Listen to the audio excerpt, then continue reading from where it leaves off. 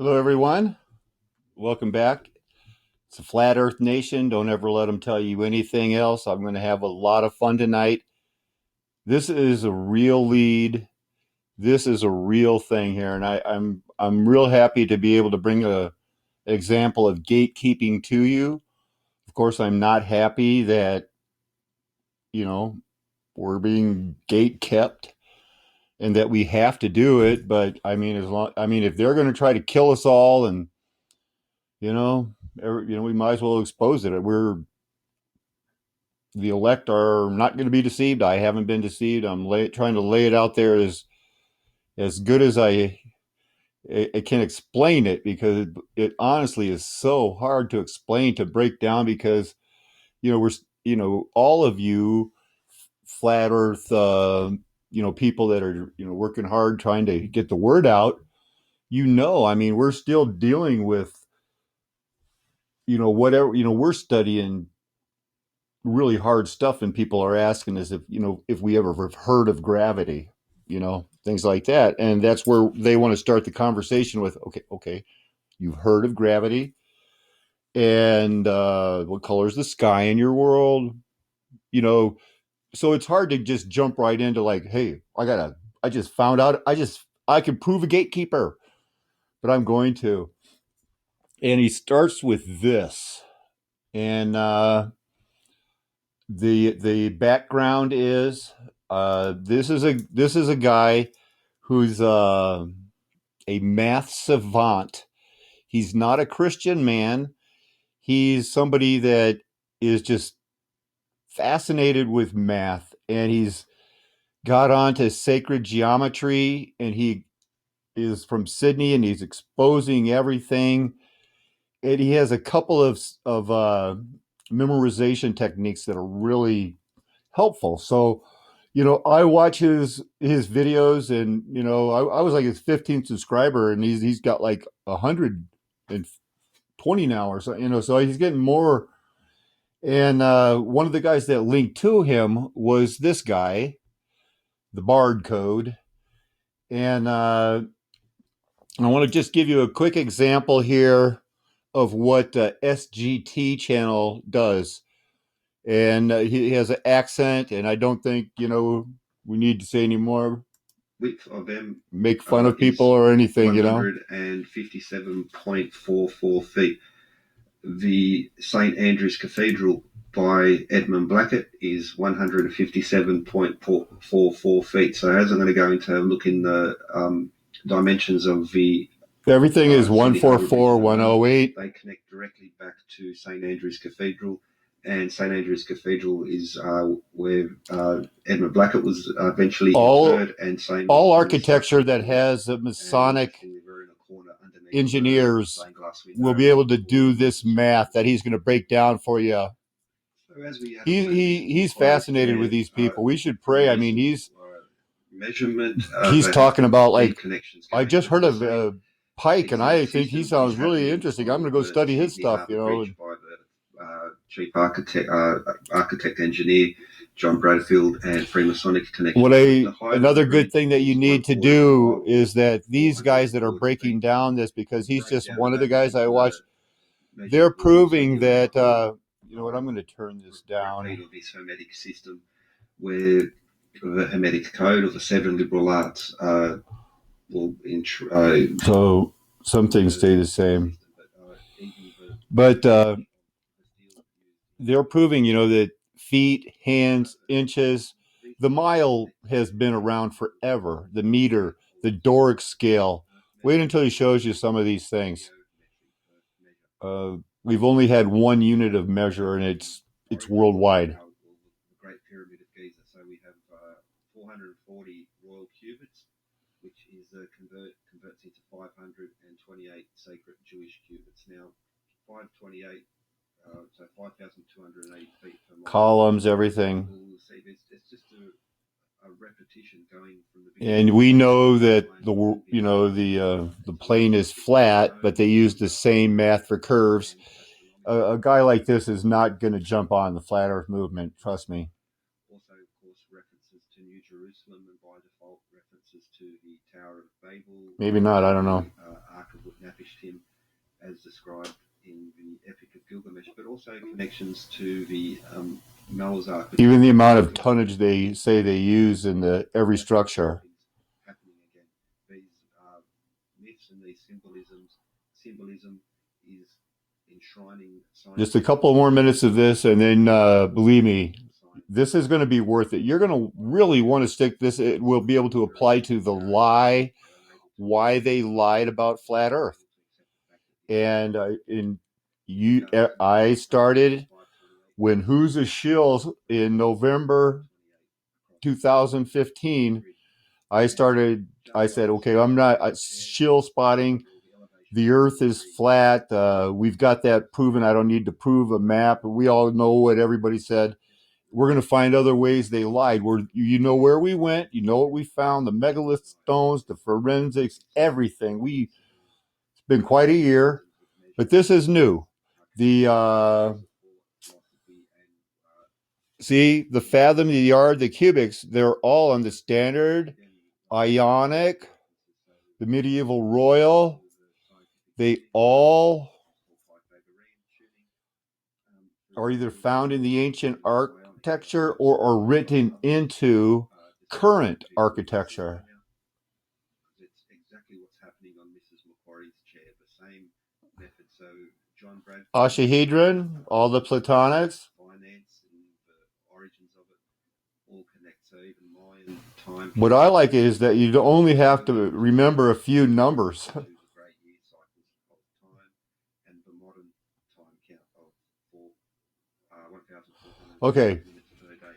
And anyway, he'll break down the bridge and show that this rectangle and the other side, and they all go back to the Vesica Pica. It's fascinating. So anyway, this guy was trying to link to SGT, and he's a gatekeeper.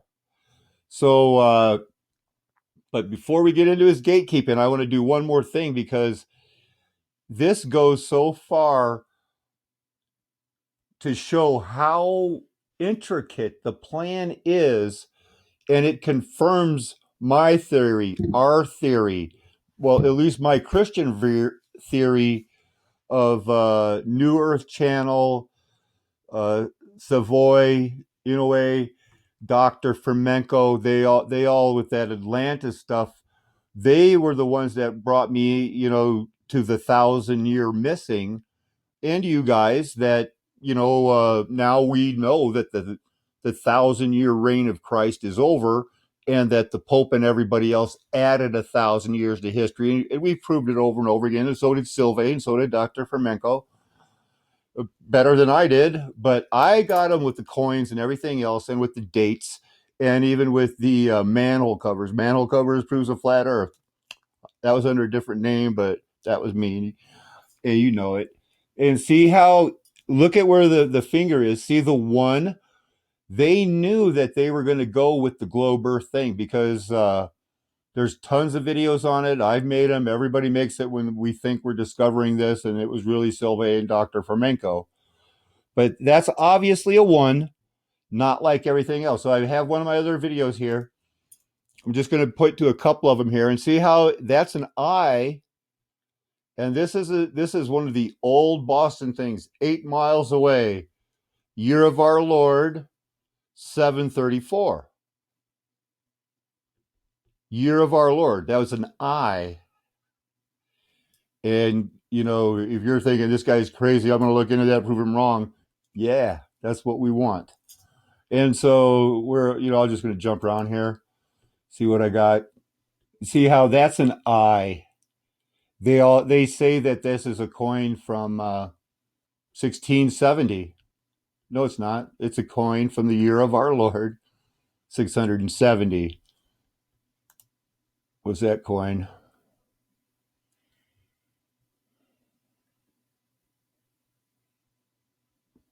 Help me out, guys.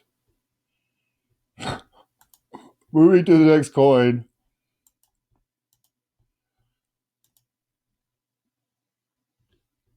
That's not that might be a one. But it doesn't look like the same font. Give me some better examples here, Alan.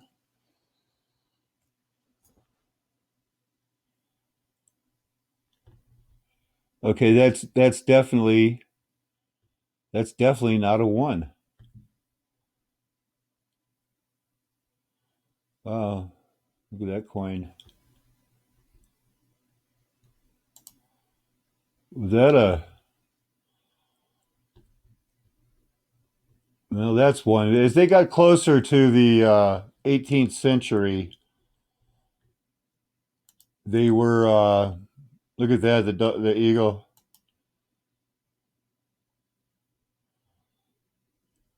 You know, I used to know what those years were when I was studying that, and I know I had some that to show both. Even those ones are different if you look at them. That's a J, and they would tell you that is the year 623. When that's a J, and we know when the J was invented, and it meant the same thing as the I, the year of our Lord, part of the, the kingdom, the 1,000 year kingdom. Let's see if we can just pop on one more. That's obviously another J. That is not a number, it's a letter. And it's the year of our Lord 78.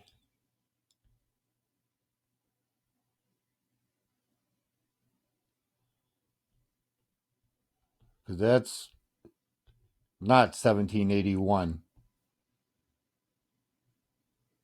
Not how you write it.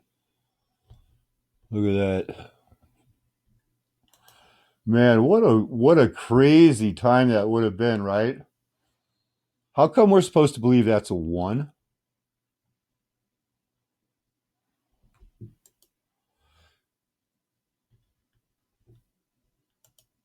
I should go find the one with the manhole covers. It's cool.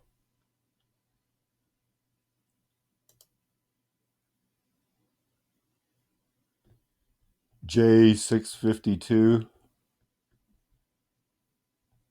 What's this one?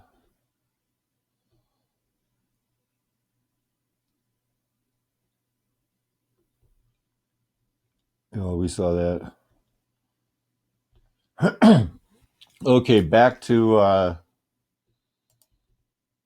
the barcode. This guy, it's like it's one of those. For him to say, "Oh, I discovered this," and he just acts like, "So I just got this. I saw this picture, and I just was like, hey, look at this. These two empty lines." And it's kind of like how the old computer PC games, they used to have cheats where you go look it up because there's no way you could figure it out. And they just explain like, oh, so I went over and on this next street up and raised the flag on the mailbox, and that meant I got a message when I checked the mail the next day. Craziest things. So just listen to this guy, and it's his nonsense. The original title page of Shakespeare's sonnets, as first published in 1609. It looks fairly normal for the period, except for the two horizontal lines that usually had critical information between them. The fact that they're empty is a clue that's been ignored for 400 years. 400 years, and he found it. We're going to literally connect. What? He's going to connect the dots. Punctuation. Okay, let's see how he does it. T stands for Thomas Publisher. Look at the italic slope of that second T. It's actually guiding us to connect this dot at 1609 to this dot at imprinted, using the sloping T as a guide. Oh, and it's Is there any other use dot this. that's Why didn't I see that? Well, And I thought I was so the good. T dot is only about 10 times the size it's supposed to be, and so Wow, I don't even notice that. I would have noticed that was 10 times, but in case you missed it, he said that, and then I noticed that these dots, like if there are any other dots that I need to be noticed, he goes, "Oh, look at this dot; it's like 10 times the size." And well, now that I notice it, now that he points it out, yeah, it's bigger. Might be 10 times the size. Gets pretty big once you start expanding that pizza, right? That'll be fine. We have a perfect. Wow, it is a triangle if you use that slant that he just figured out. Now, just as that second T was a guide, the dot after that second T is a guide. If we look where the 1609 dot is pointing through there and on up, Woo! is at the right edge, this seemingly random top. He's right. Line. Look at that. We'll take that point and connect it to the G, and it to the D, and again we have another. Oh my goodness! Kind of makes you wonder about the second line here, and yes, I'd check that out too, man. I thought I was good. Left is the ASCII dot here, and if we do the same thing here, Gatekeeper. We find we've got 4 perfect right angles. Who is this guy, right? The last one is more than an ordinary right angle triangle. It's a perfect 3, 4, 5 triangle. Oh man, Pythagorean's theorem. From high school. He nailed it. 4 squared equals 5. And this is all on the cover of that book, Sonnets. Wow. What is this really? Gatekeeping. Oh, I mean, it's actually hiding. sleuthing. Perfect circle passes through all the 6 points. This is a visual representation. I've made some finds. Thales' theorem, named after the Greek philosopher. I'm humbled. I'll bet Crow's humbled, right? Thales is best known. ODD. First person to measure the height of the Great Pyramid. We thought we could make some discoveries. Geometry of right angle triangles.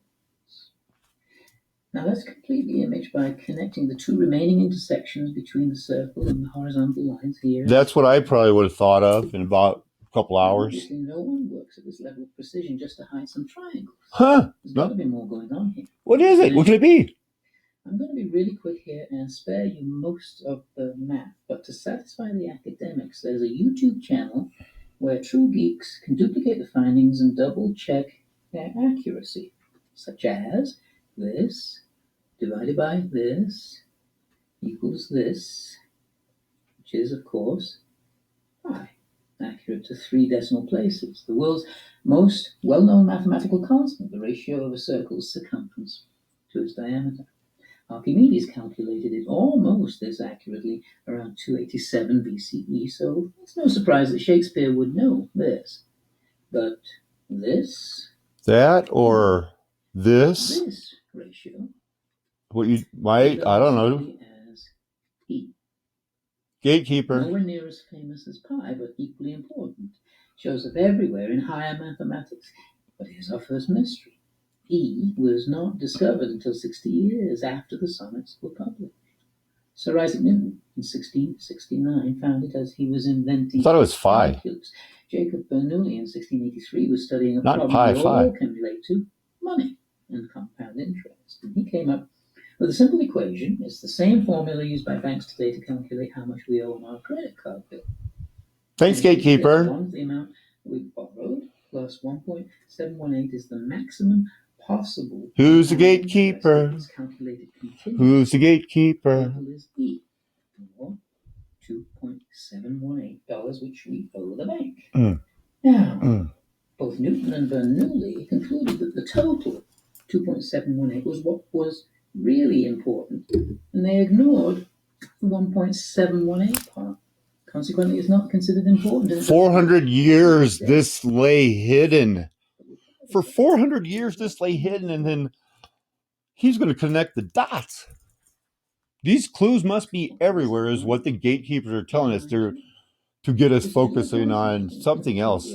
They're gatekeeping for a reason. I don't know what it is, but this is pretty obvious gatekeeping. Because I'm going to be humble here as I can be and say, nobody's this much better than me. No way. A unique category of prime numbers called not the way the Lord has blessed me over the last year and a half, and you guys know it. And nobody's better than you guys because nobody's this good. This leaks. They're leaking this, man. If it was this easy, I'd be making a great video every day. 618, the golden ratio, symbolized by the letter phi, has been known since at least 300 BCE. We all know its connection to the Fibonacci series. Phi is the only number that if you So they leaked it all. divide You know, here we, in this case, switch those lines around and divide one into the other way.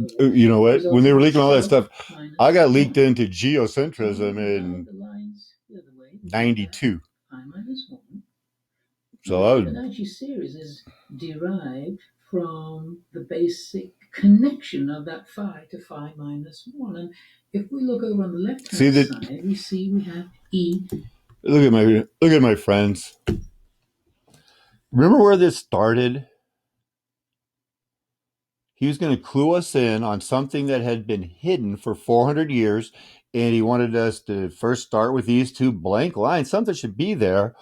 400 years this has been hidden, and then all of a sudden he noticed, you know, the difference between these two T's, and that this one's just kind of pointing us,